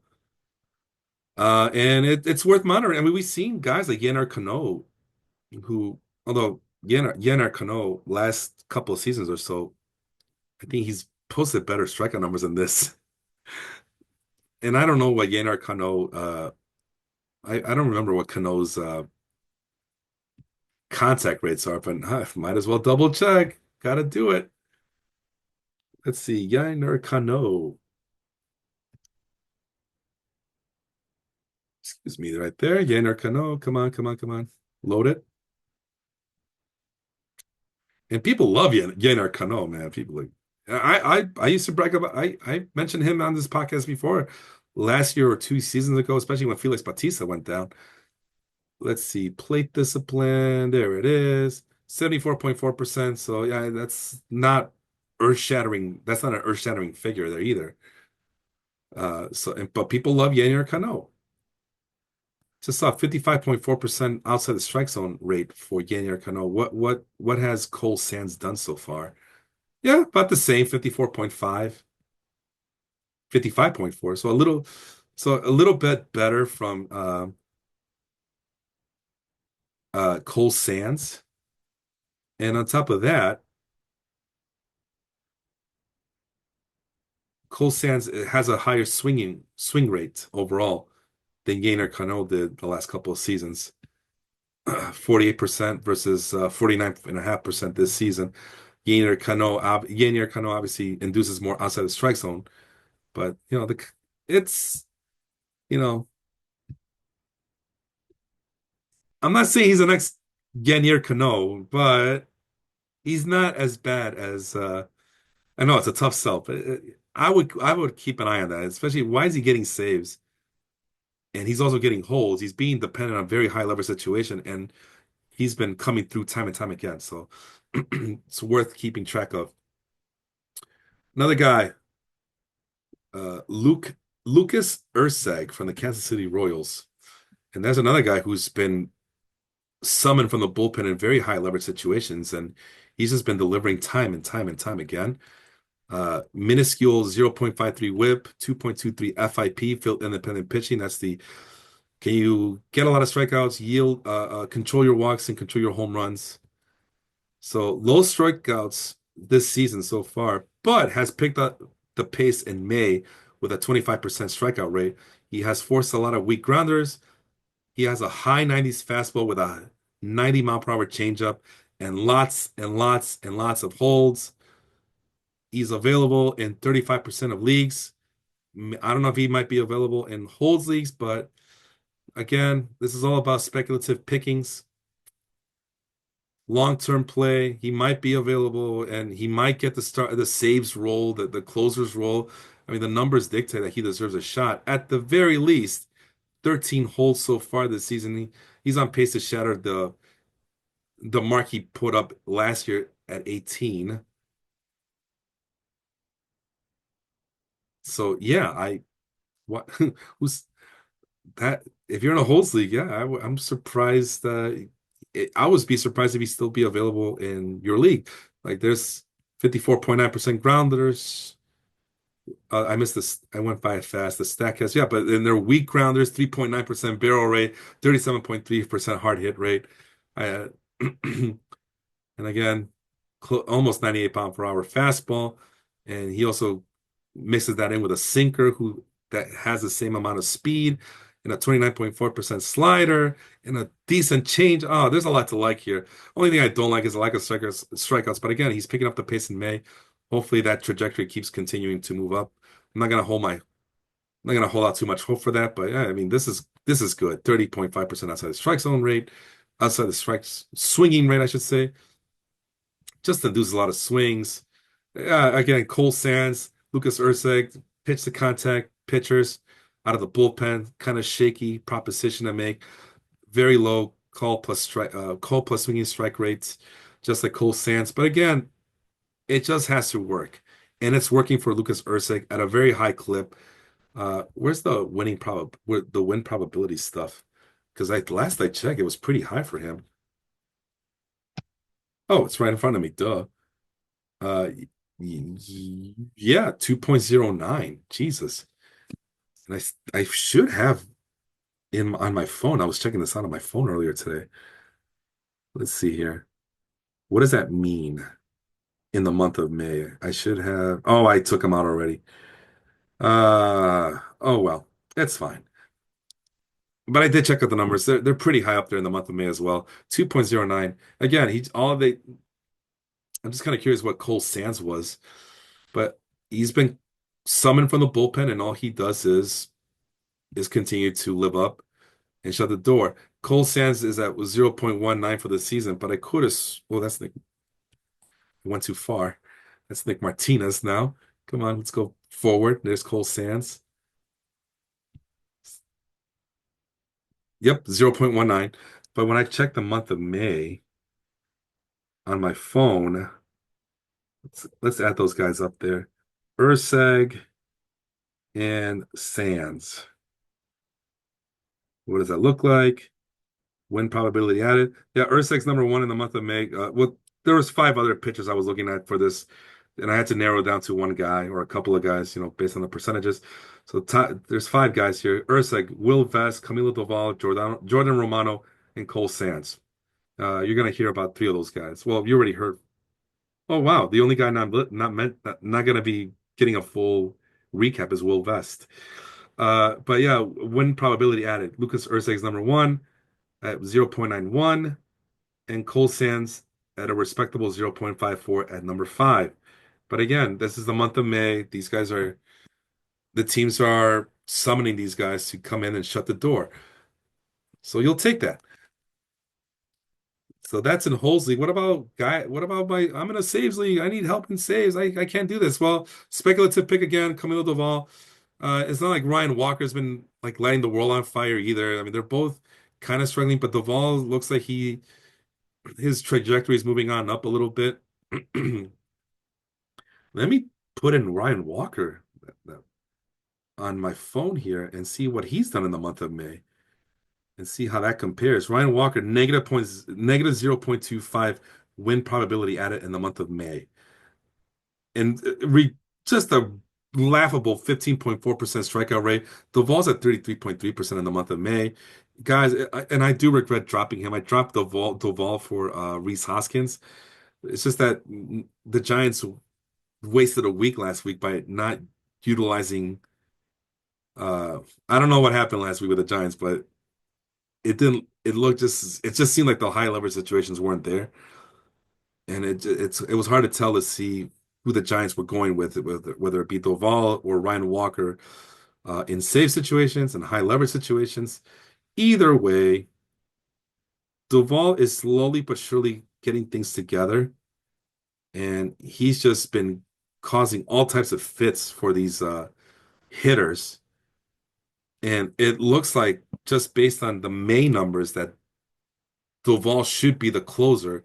And if he's not the closer yet, it's only a matter of time. But yeah, this is concerning that this year-to-date strikeout totals are low, 7.89. We're used to seeing double digits, but he's proven that, okay, I'll drop the strikeouts, but I can also drop the walks.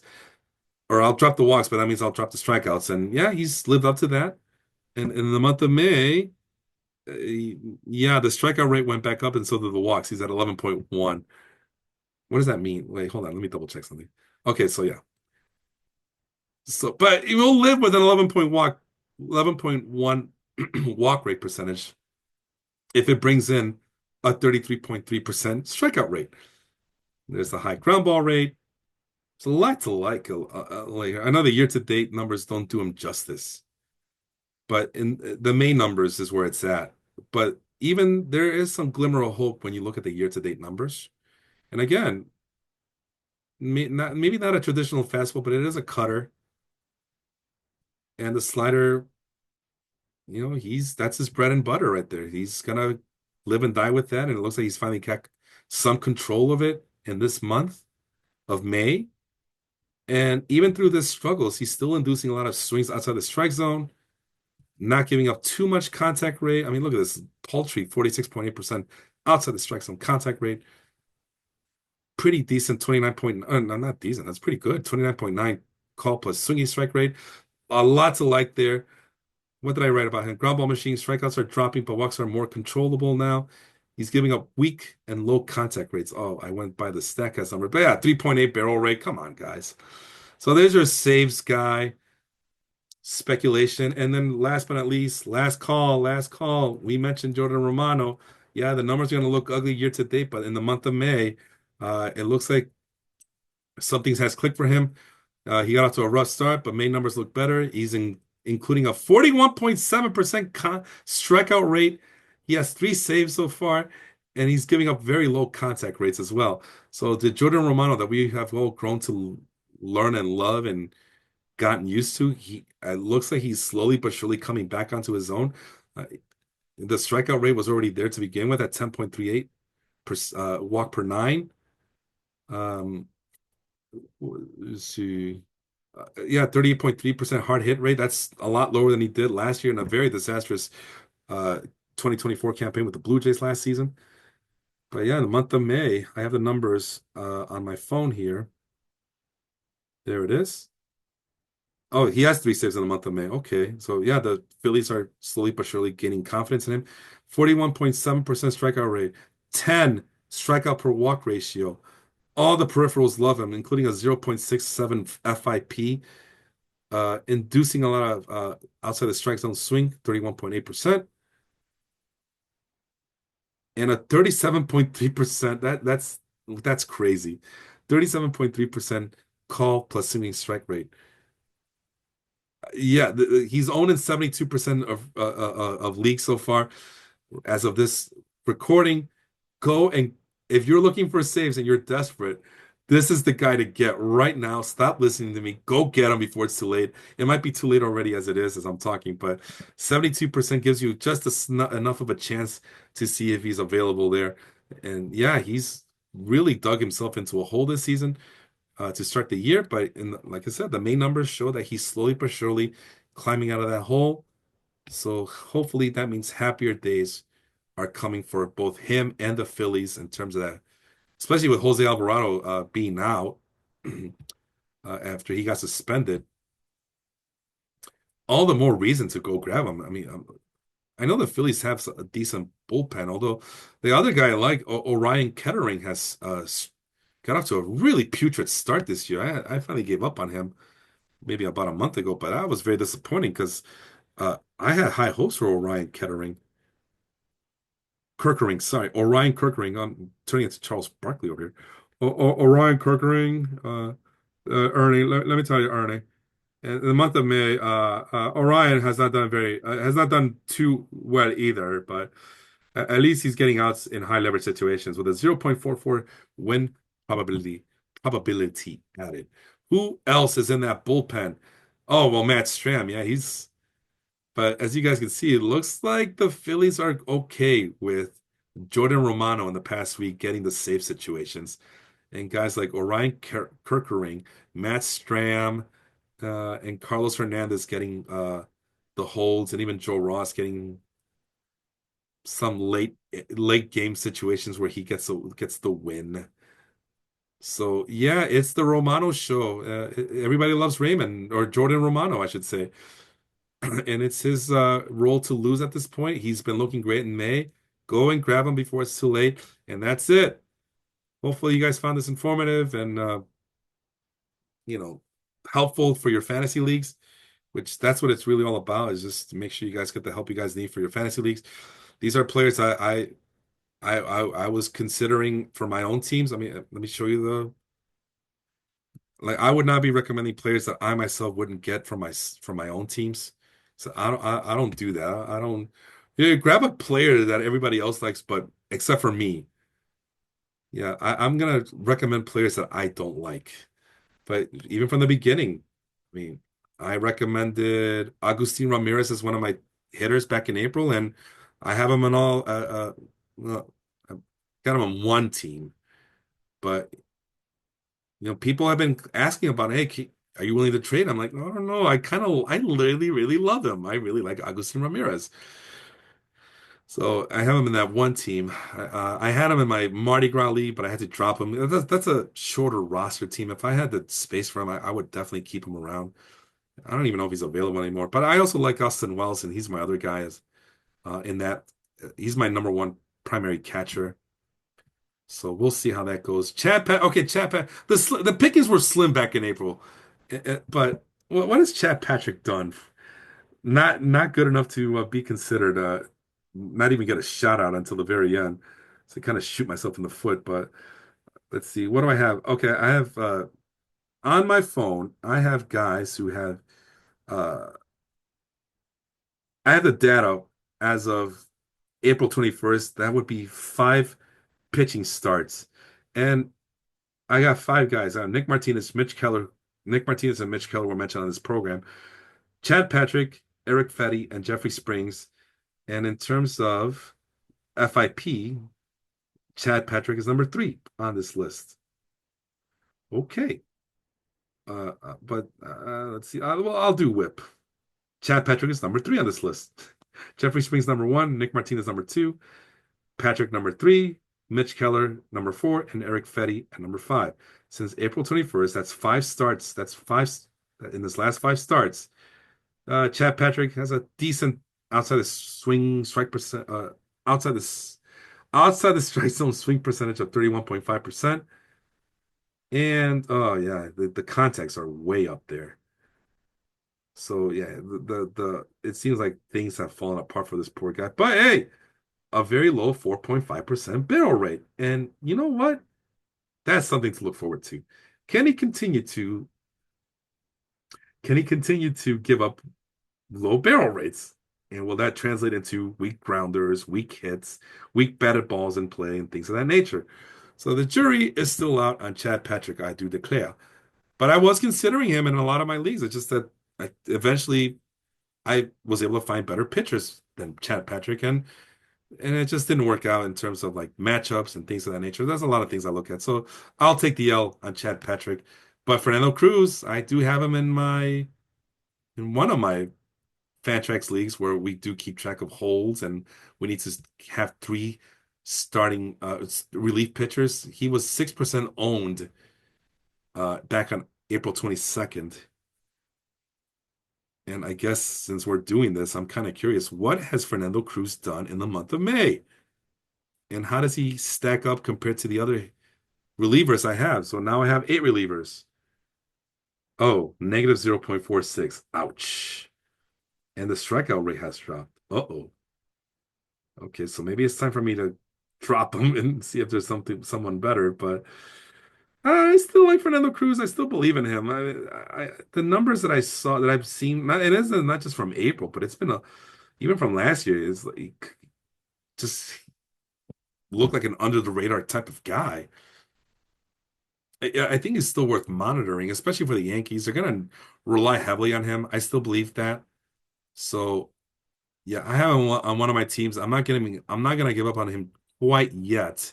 But again, those are players that in the past that I recommended and I've also picked up.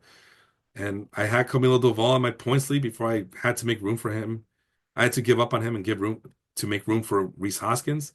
Uh, and I actually was this close on picking up Cole Sands until I found the other guy was Brock Stewart, who I really like. And I gave him a chance. But I got Cole Sands in the back of my mind in case Brock Stewart, his teammate, falters. There's Cole Sand. Carson Wisenhunt is the guy I have listed very highly on my minor league, my unfinished minor league prospect rankings. Let's see, Micah Bell. Okay, I took the L on Micah Bell. I gave up on him a long time ago. I made jokes about Micah Bell time and time again, but now he's making me eat, you know, making me eat my words here. So, and I went ahead and picked him up in both of my Fantrax leagues. So there you go. Mitch Keller, I picked him up in points leagues. Nick Martinez, I drafted him on my points leagues. If he's available and if I see him and the matchup is good, I'm definitely going to consider picking him up. And then Drake Baldwin, I was high on him during draft season. Reese Hoskins, I drafted him in the podcast league. Matt Shaw was targeting, although I struck out on him. Bryce Eldridge is highly ranked on my prospect list, and Chase Meidroth. He's one of the reasons why I'm very hopeful of the White Sox. Uh, Chase Meidroth, I'm gonna bank on the idea that oh, am I not sharing my screen? Oops, my bad. I thought I was sharing my screen. Either way, like I said, Meidroth, guys like Edgar Quero, oh God, who the hell is? I keep forgetting the shortstop, but Colson Montgomery, Noah Schultz, Hagen Smith, it's Kyle Teal, Edgar Quero. Mention him one more time. So yeah, the White Sox are coming. Where are they going? I don't know, but they're coming. And Chase Meidroth is one of the reasons I'm very hopeful for it. Anyway, that's the show. Again, please support the show by subscribing, liking this video, liking it on Spotify, Apple Music, Google Podcasts. Like, I don't know what their new name is. They used to be known as Google Podcasts, Stitcher. And leave a comment. Let me know if there's a player you guys want me to break down. You find this useful, not useful. Some feedback would be appreciated. Just so I see if just I don't want to waste your time if I'm talking about players that have no meaning or no affinity towards you guys, and you guys got other players you want me to discuss and talk. By all means, let me know and help me help you help me. Anyway, this has been the Total Basis Podcast. I was your host, Felipe. Hope everybody is having a healthy May so far. I mean, I was feeling pretty healthy until the last week, and I think it's allergies. I'm convinced it's allergies. Hopefully, I feel better as the days goes on. But anyway, have a good one, everybody. We'll talk soon. Take care.